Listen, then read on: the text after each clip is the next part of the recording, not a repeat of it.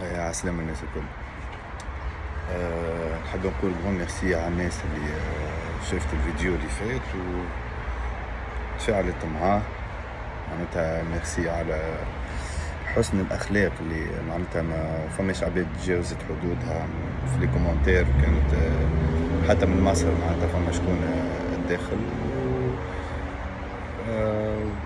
معناتها كانت كيف نقولوا نحنا التعليق في المستوى معناتها ما تجاوز عباد ما تجاوزتش حدودها. جوست عنده الحق باش يقول نادي القرن. نادي القرن هذا حتى حد ما يشك فيه، هما نادي القرن ونحن غول افريقيا. حبيت نعمل فيديو اليوم باش نحاول نحكي شوية ابخطو معناتها الكلام اللي قالوا طارق دياب، الأسطورة طارق دياب، الإمبراطور طارق دياب، القيصر طارق دياب، والتفاعل متاع رئيس النادي متاعنا حمدي الندب. معناتها فيه وعليه كيف ما نقولوا نحن. أول حاجة نحب نقولها، نحن رانا جمهور الترجي الرياضي التونسي، راو كي رانا نحبوا ترجي، نحبوا جمعيتنا، لأن نحبوا معناتها نعشقوا الرئيسة، معناتها الرؤساء اللي تعداو، ولا رئيس الحالي ولا رئيس الجاي، ولا أنا نعشقوا في مسؤولينها ولا في جواراتها. خاطر الترجي كيان موجود، رئيس اليوم 10 20 30 سنة يشد وبعد باش يمشي باش يجي غيره. جوارات كيف كيف، المسيرين كيف كيف، لي زونترونور كيف كيف.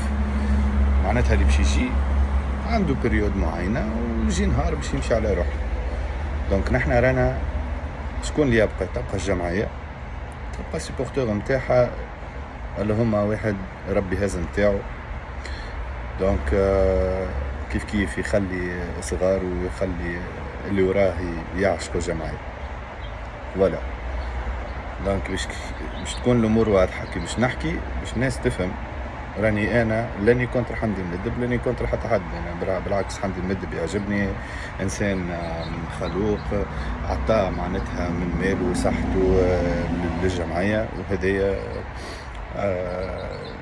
وهذايا معناتها كما نقولوا نحن البيل الفاكتور نتاع المحب، الانسان اللي يحب الترجي ويصدم ويشد الجمعية ويكون عند المسؤولية.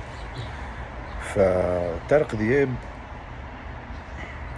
الأسطورة الكروية التونسية، وشرفنا انه كان معناتها لاعب في الترجي الرياضي التونسي.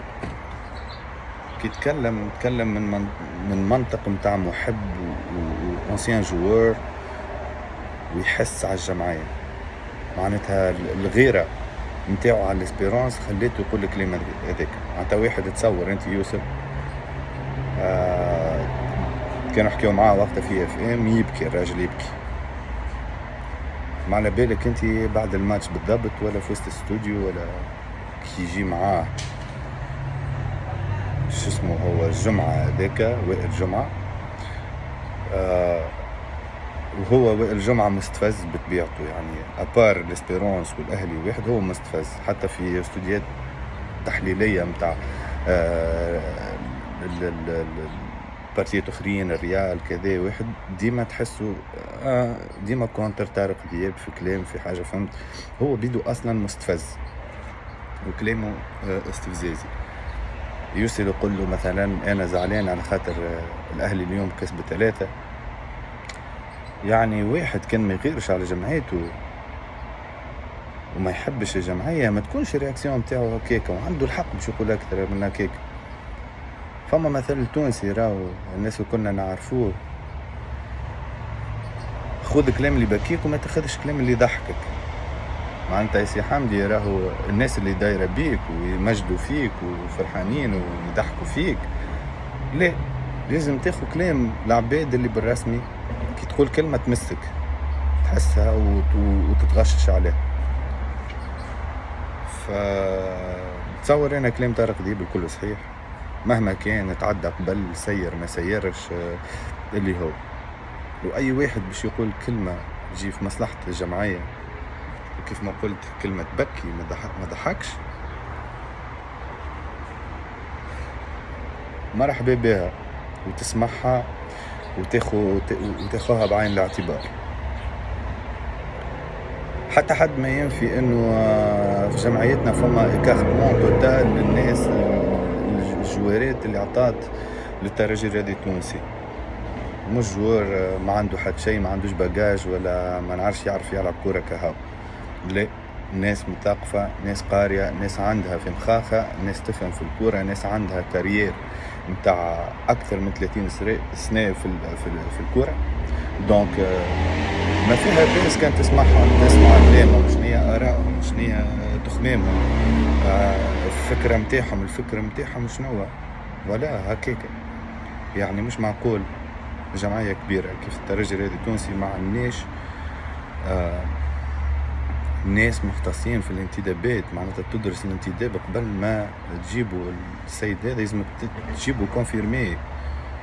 ما فما حتى كلام، معناتها جوار يجي يدخل من داي وان، من نهار الاول يعطيك البلوس. شنيا جوارات تجي عباد معناتها ما نعرفش يلبس، تلقى في جمعية أخرى يكور يجي لاسبيرونس يتصدق، ولا هذه هو تشوف الكاركتير متاعه شخصيته شنو هو معناتها جوار، ولا مش يجي ما يتنجمش، ما يتحملش الضغط، ما يتحملش البارتيات، ما يتحملش النسق، ليه. المهم فحبيت نقول ذيك هو سي حمدي راهو أسطورة، والإمبراطور طارق دياب عنده كلمته وكلمته مسموعة، يلزمها تكون مسموعة. شكري الويعر كيف زياد المساني، هيثم عبيد، سراج الدين الشيحي، المنيري، خالد بدرة، راضي الجعايدي اللي تحطت له العصا في العجلة، حسين القيبسي، شكون باش نسميلك، الجوارات بالرسمي الكبار، عيادي الحمروني، الناس اللي عطات الاسبيرونس وعندها في ساقيها وعندها في مخها. فما ناس تتنفس كورة، معناتها هذوما الكل يبعدوا، وتلقى عباد اخرين لا علاقة معناتها اصلا هما اداريين اكثر منهم معناتها فنيين. فان شاء الله معناتها الحالي قد ان شاء الله معناتها المسؤولين توا اللي عنا تفهم وتحاول تقرب الناس هذوما الجمعية، على الأقل ما نعرفش تعطيهم خويا ناس مسؤولين على الفورماسيون، ناس مسؤولة على الانتدابات، حاجة هكا، فهمتني. واحد تحطه في الديريكسيون تكنيك، واحد عنده باجاج، إنسان شابع كورة، إنسان اوبن على الأوروب